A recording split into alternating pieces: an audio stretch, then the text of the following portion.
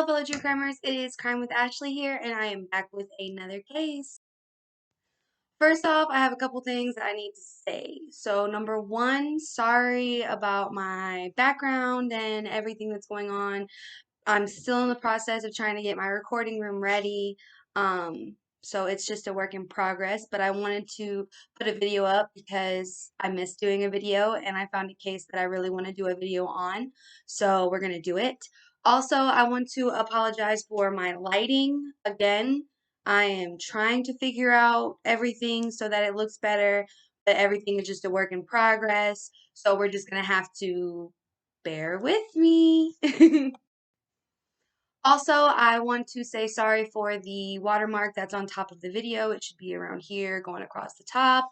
Um, it's my video editor and it's what we're using, so I hope that it doesn't get on your nerves too bad. I don't think that it's super annoying, so it's my best bet for right now. But the case that we are going to get into today is a doozy. I haven't seen any YouTubers doing it. Most of my cases, I will be doing it that way where other YouTubers really aren't covering them, so I want to cover them. So just you probably don't know about the cases I'm gonna do. So yeah. All right, sorry if I seem kind of jittery. Like I said, I've been moving and I'm trying to um, get everything together to film. So we're going to go ahead and get into the case of Yaser Said and his honor killings of his two teenage daughters, Amina and Sarah Said. Amina and Sarah Said were murdered January 1st, 2008 by their father Yaser Said, and it said that it was an honor killing because it was a culture clash. He killed his two daughters because they were becoming too Americanized and they both had boyfriends. Okay. So I actually very hungrily devoured almost everything I could find on this case, which wasn't a whole lot, but there was a documentary called The Price of Honor that I recommend so much. And there was a Crime Watch Daily episode on YouTube. And then there was a couple of articles here and there, but I mainly got everything from the documentary that I watched. Um, and Sarah Said, we're going to start with Sarah. She was the younger sister, and she was 17 years old when she died, when she was murdered, and her sister Amina was 18. But Sarah was more of a tomboy, academic scholar. According to friends, she wanted to go to Texas Tech to become a doctor. She was very, very, very into her studies, very smart. It was almost all that she talked about because she had plans for her life. Everybody said that Sarah always had a smile on her face. Nobody saw her where she wasn't happy. Amina was also very smart, but she was more of the social butterfly. She also liked, from what I saw in home videos, because there's a lot of home videos of the girls, she wore pearls and was a little bit more fashion forward, a little bit more girly. I still saw some tomboy in there, but she was just a little bit more girly than Sarah. And, she was a year older. Both of the girls actually were in a karate school, and that is where Amina met her boyfriend, Joseph Moreno. And that is the beginning of the end of her life, pretty much. So they were dating for 4 years, and they've been described as the modern day Romeo and Juliet because they met in karate class and, they started texting. They became in a relationship for 4 years, and she did it without her father knowing. They met when she was only 14 years old, and had plans of getting married at the time of her murder. And she was planning on being with this man. Like they were each other's loves, the loves of their lives, and they wanted to be together. And that's all Amina wanted, was to love Joseph and to be loved by Joseph. Sarah also had a boyfriend named Eric, but it's been described that they had more of a puppy love because they had just started dating around the time of the murder. And, they hadn't really been together as long as Joseph and Amina, so it wasn't as serious. But Sarah still had a boyfriend herself. And Eric is going to become important a little bit later on. He's still important, and so is Joseph, but you'll see. Okay, so I actually have a timeline of the last week of their murders that I am going to be kind of looking at and glancing at to make sure that I have everything correct. But I have it all written down here, and it started Christmas 2007, the week of their murder, basically, because they were murdered January 1st, 2008. But before I get into that timeline, I wanted to go back and also say some of the backstory more on Yaser Said and how he treated his daughters, Amina and Sarah. Okay, so without jumping all over the place, we're still on their backstory besides going to the timeline. And Yaser Said is whatever you want to call him, a sick, creepy, nasty, just the worst individual ever. That's Yaser Said to me, because there's home videos in the documentary The Price of Honor and even in the Crime Watch Daily episode. And I'm not going to put them in here, one, because we all know I'm not as tech savvy as I should be, even though I'm learning. And two, they really creep me out. Like, there's a point where Amina and Sarah are in their bed. They shared a bed in a bedroom. They're in their bed in jeans and a t-shirt and bare feet. And it seems like him and another man, I think it might be their brother Islam. I'm not sure. It wasn't really clarified who the other guy was in the video. But anyway, Yasser is zooming in on Sarah's butt and being like, nice, nice, looks good. And in another video, he, with her mother sitting right next to her, he zeroes in on Amina's eyes because Amina had the most beautiful, beautiful green eyes. And he zeroed in on her eyes and was like, beautiful eyes. I have my eye on you. And she literally says, okay, I'm going to be sick. Turn off the camera. Like, he's really creepy. And there was allegations also of sexual abuse when Amina was only 9 years old and Sarah was only 8 years old. There was a whole CPS case involved in everything. And now enter in their trash mother. I'm sorry. I don't mean any disrespect in these videos when I do them, but she is trash. I'll say that to her face. She's trash. Um, so Patricia Said was the girl's mother, and she actually married Yasser when she was only 15 years old. I don't know really what to say about that. I mean, her family allowed that to happen for whatever reason, and she got married to him, whatever. So she was a victim herself, yes, but she's still a trash mother. So, how she is trash, basically, because I keep saying that and I'm not really giving you any details, is her daughters at 9 and 8 years old came forward and said that their father had been messing with them and that he'd been putting his penis inside of them and raping them. And they had very detailed, graphic reports of it. And then, not that long after, her mother and father, I believe, made them say that it was all made up because just a couple days after the reports were made, Patricia's like, oh, the girls told me that my mom made them make it up, that they made it up because somebody told them to. It really didn't happen. So they recanted their statements so that Yaser wouldn't go to prison because that's what Patricia wanted. She didn't want her husband to go to prison.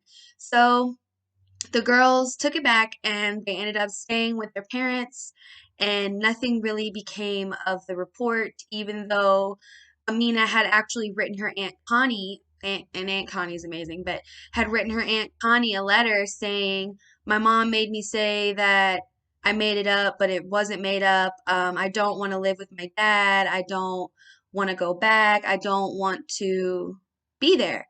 And so Connie took it to CPS like any good aunt would.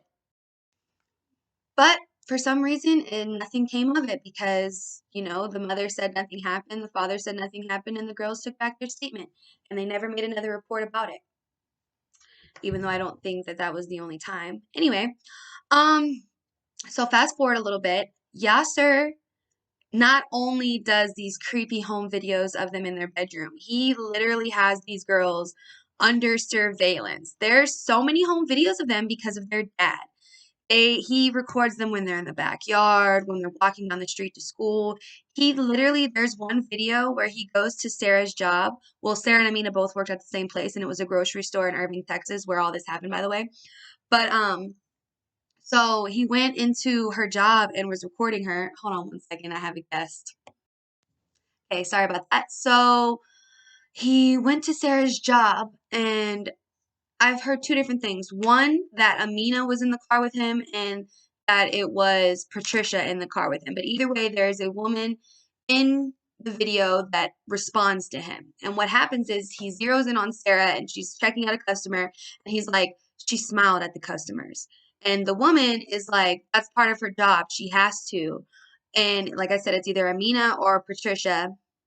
And he's like, she's in trouble. She's in trouble for smiling at people because it's her job. Okay.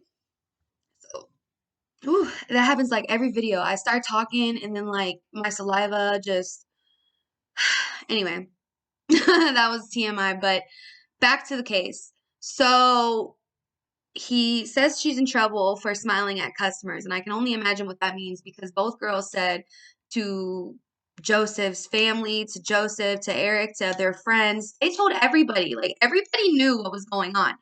They said that their father beat them, that he was really weird with them, that very, very controlling and abusive. He had to know everything they were doing, who they were talking to at all times, and it went past protective and it was just plain abusive. And this happened for years and years and years, and Amina kept her relationship with Joseph a secret for such a long time. And then it's said that he found her writing a love note to Joseph because that's something that they did to keep their relationship a secret. They couldn't really be intimate over the phone because her phone was bugged and she was being recorded. Her car was bugged. Yeah, he bugged his own daughter's car so that he would know who they were talking to and where they were going and what they were doing.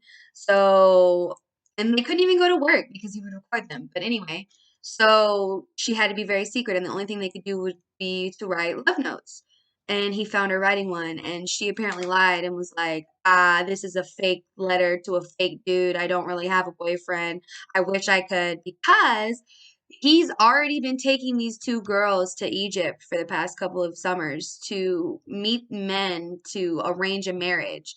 He's going to sell his daughters off to the highest bidder. That's what he wants to do. That's what he believes his right is as their father, is to sell them off to the highest bidder in an arranged marriage. And that is why he had such a problem with his daughters becoming Americanized, because in America there's no such thing as arranged marriages, and that's creepy and weird. And no offense to the cultures that do have arranged marriages, if it works for you, it works for you. But here it's not okay and we don't like it. So that's why he had such a problem. But now his daughters are becoming of age to legally leave, and do what they got to do and grow up. So he's starting to lose that control that he so desperately needs. So now we're going to go forward to the timeline when he found the note and everything happened leading up to her murder. Because as soon as he found out about Joseph, Amina and Sarah weren't alive that long after.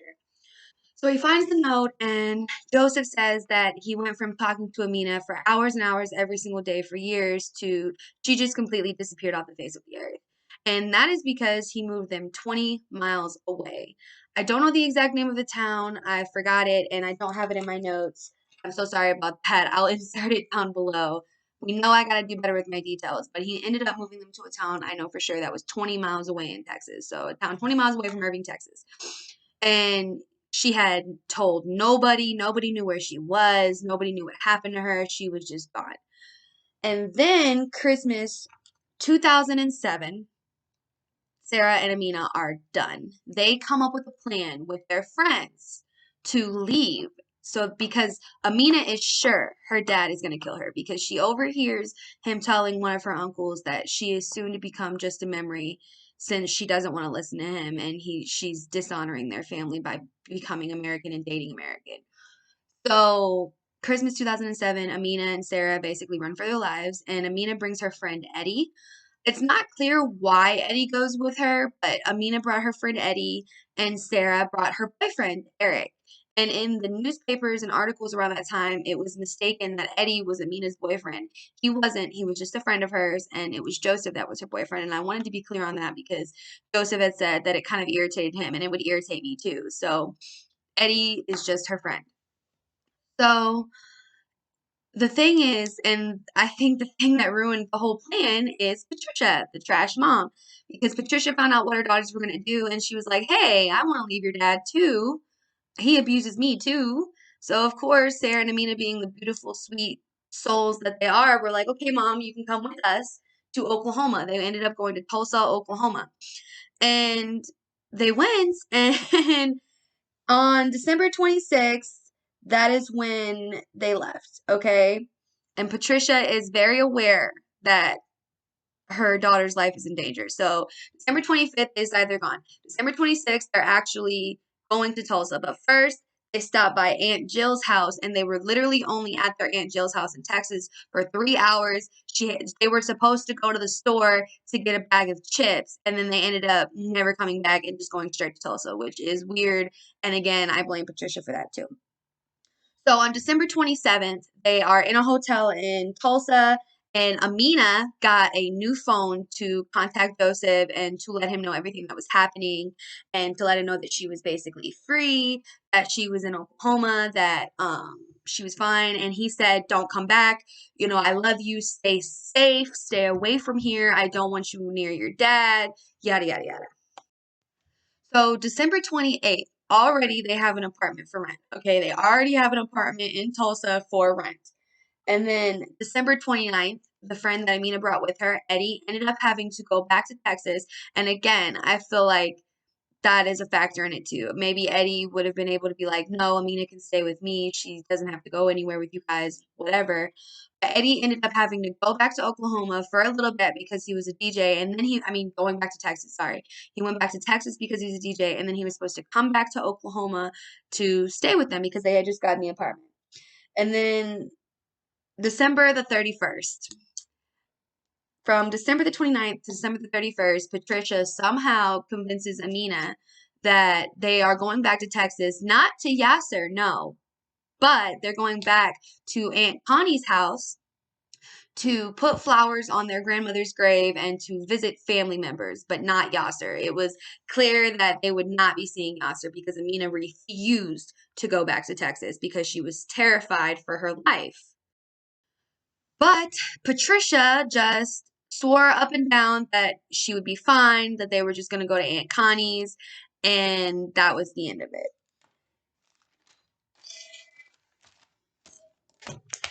So, December 31st, she refuses, but she gives in, and they're on their way back to Texas, and come to find out, they are not staying with their Aunt Connie. Their Aunt Connie doesn't even know that they're in town, that Sarah and Patricia are taking her back to her dad's.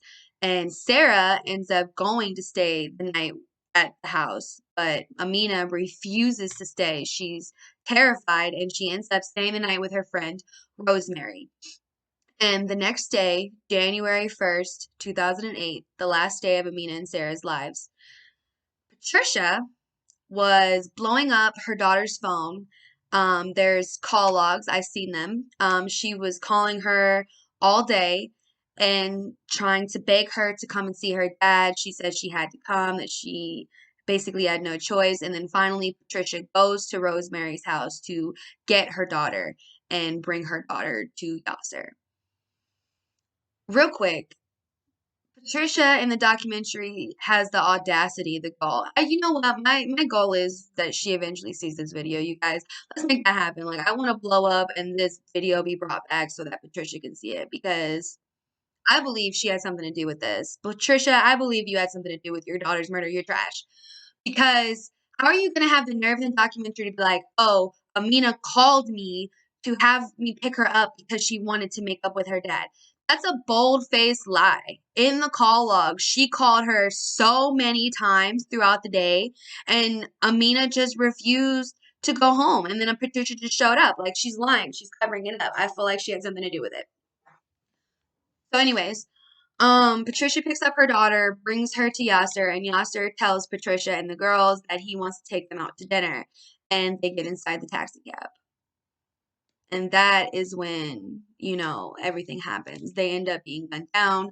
Sarah is shot 9 times while on the phone with 911, and Amina is shot twice in the cab. And how they actually ended up being discovered because the dispatcher that was on the 911 call with Sarah didn't realize she said, "My dad just shot me." All he heard was, "I'm dying, I'm dying." He didn't hear what was going on, and he wasn't really asking questions. He was just trying to transfer her to the police as soon as possible. And on the 911 call, it's terrifying. You can hear Sarah gasp her last breath, and it's happening while she's on the phone. But at 8:33, another 911 call comes in, and it is from a man who sees two bodies in a taxi cab, and he says that there is blood coming from one of the girl's ears, and he doesn't think that they're alive anymore and that they're deceased. He needs somebody out there right away. And, police showed up and they find out that it is Sarah and Amina, but Yaser is nowhere to be found, just disappeared. And there was a fact that was brought up by a family member in the documentary that I wanted to say, and it's that and this was done not in broad daylight, but it was done around 7, 8 at night. So there was people around, and I'm sure there was witnesses, but how do you shoot two people? Because I know he had to be covered in blood. It was a taxi cab. Amina was in the passenger seat and Sarah was in the back seat. So how are you going to shoot two people and just escape and nobody sees where you went or how you got there or what happened? He had to have had somebody pick him up. He had to have somebody show up and know what was going on and pick him up and get him out of there and be on his side. He had to have an accomplice. But it's never been proven that he did or that anybody else was involved, but it's just been sure that it was Yaser because Sarah identified that it was her dad that was doing this through the 911 call, and it's never been a question on who was the one that shot the girls.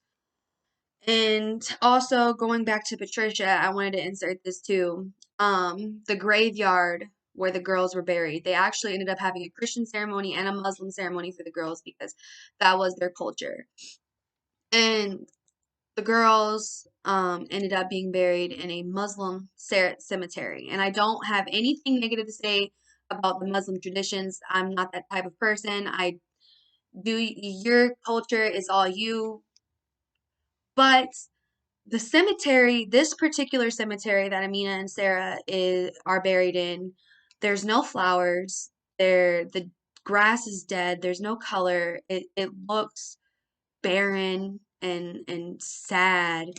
And it's really heartbreaking that Joseph's mother, Ruth Trotter, who's an amazing woman from what I can see, um, was basically like Patricia and Yaser have the last laugh. They just left them there because they're in this barren wasteland so far away from anybody. And I, what mother, what mother would do that? Bury their daughters in this far off cemetery that has no flowers, no color, dead grass. You know what I mean? Like, at the very least, the final resting place of my child, like, I don't even want to think about it, but if I had to bury my child, the last thing that I would do for them is to make sure that their resting place is as beautiful as they are. And that's why cemeteries are usually, full of color and flowers and decorations of people celebrating their past relatives. So I don't understand how she can just leave them there. And the fact that in the documentary, neither one of their graves had any sort of decoration on it except for the flowers that Ruth brought them made me sick. I made me sick. Okay, I would be at my child's graveside like every week, fresh flowers, fresh decorations, making sure that no wind has messed any up, because that's what you do to me. Like that's what you do to a gravestone of somebody that's super important to you. You know what I mean? Like I don't even know if I'm really making any sense. Patricia is awful and I hate her and I'm horrified that she's not being charged with anything and she's just able to live her life while her daughters are buried in that horrible cemetery. But if you thought that this was over, you guys, it is not over. Okay, Yaser was gone. He actually was on the FBI's most wanted list for 12 freaking years, and he just got caught this year in 2020. And that's kind of what put this case on my radar, I think, is that he was caught a couple months ago in Irving, Texas. Yeah, he never even left the freaking area, you guys. He's literally been hiding out in Texas for years. At least I think he was found in Irving, Texas. Don't quote me on that. I know he was found in Texas in the area. I don't know if it was exactly Irving, but it was still in the area because everybody was like, wow, he's been under our noses for this whole time. And Ruth was like, I told y'all he had people helping him. I knew he was here. Amina told me he wouldn't leave the area. His family's here. And Amina was right. And he was end up being here. And the kicker to this is Amina and Sarah had an older brother named Islam. And the reason I haven't mentioned him until now is because you guessed it, I think he's trash too. Um, he's trash because it actually was shown that there was a apartment in hold on. there was an apartment called the Copper Canyon Apartments in Irving, Texas. So it was in Irving, Texas, and it is the lease is in Islam's name, and it was real suspect. So the police end up going to search it, and they find cigarette butts and other things with Yaser's DNA on it. And they also find a bush underneath a window from that apartment that had like branches broken and stuff, like somebody jumped out the window and ran and got out of there. So Islam must be helping his dad. And also on the funeral, I'm putting this in too because, ooh, I feel for Joseph. I feel for Joseph Moreno and his family. I can't imagine losing the love of my life. If anything happened to Robbie, ooh. But Joseph went to the funeral of Amina and Sarah, and Islam saw him there, turned around, and was like, "You can't be here. You have to leave." And Joseph said that Islam and a few other guys ended up having him against the wall, asking him if he had anything to do with the murders. Stupid stuff. Like, are you serious? The way that the Said family treated him was just despicable. Despicable, okay? And Islam blamed Joseph for his father having to kill his sisters. I'm blown. I'm clearly blown. I just can't get over the things that I heard people say that Islam said to Joseph at the funeral. I just can't. Okay, so that is pretty much it, except for, Yasser being captured and everything. There hasn't been a whole lot of details on, exactly where he was hiding, how he was hiding, what he was doing, if he had any aliases or what, because he was just captured 2 months ago and he was a fugitive for over 12 years. Not over, I think it was just 12 years. So he was a fugitive for 12 years. And yeah, that is I mean, I want to keep talking about them, but I've pretty much gotten everything. Oh, no, I actually wrote down the definition for an honor killing for you guys because that is what people are calling this. And I had no idea what an honor killing was until this case, and I wrote it down. Okay. Honor killings are usually a male killing a female family member for whatever they deem dishonorable, such as promiscuity, rape, or any other thing that is deemed dishonorable. Usually 20,000 women a year are killed in honor killing zones. But Islam traditions do not say to do honor killings. That is what was said in the documentary, that in the Islam Quran or Bible or whatever, it does not say, it doesn't condone honor killing. And it has nothing to do with God and that it's just murder. But there are honor killing zones and 20,000 women a year being killed for things that they can't help or things that they aren't even doing, but somebody else might think that they're doing. Like when I saw that if you're raped, you can be killed because you were raped, because your honor was taken. Yeah, it's mind-boggling. Just mind-boggling. Okay, so that is the sad case of Sarah and Amina Said, and I hope that everybody that watched the video enjoyed it and is gonna go watch The Price of Honor or go see the Crime Watch Daily episode that you can watch for free on YouTube because one, they have all the home videos and you get to see all the really pretty pictures of the girls and everything. And two, you should just go look up all the cases I do because we all know that my details suck and I need to get a lot better at them. But I want all the cases to be covered as best as I can, if that makes sense. So, thank you so much for watching. If you've watched all the way to the end, I hope that you like my channel and I do need feedback. Constructive criticism would be great. Let me know what I did in the video that you liked. Let me know something that you didn't like. I don't mind as long as it's constructive and it's not necessarily you just suck and I don't want to watch your channel, you're horrible. I've actually gotten comments like that. Speaking of comments and speaking of subscribers, even though I just brought you guys up, we are at 69 subscribers. Wow! I'm so excited. I had to scream a little bit. Sorry if you're wearing headphones. Sorry if you're not. That was really loud. But I am super excited and I love all 69 of you. And we are at 14 followers on Twitter. If you want to follow me on Twitter so that you can see some of the things that's going on in my daily life or see when I post a video, it is down below in the description bar, as well as my Instagram, even though I'm not going to lie, I don't really post on Instagram. I don't take pictures. I don't know. I'm not a picture taker. So thank you so much. And this has been Crime with Ashley. Bye.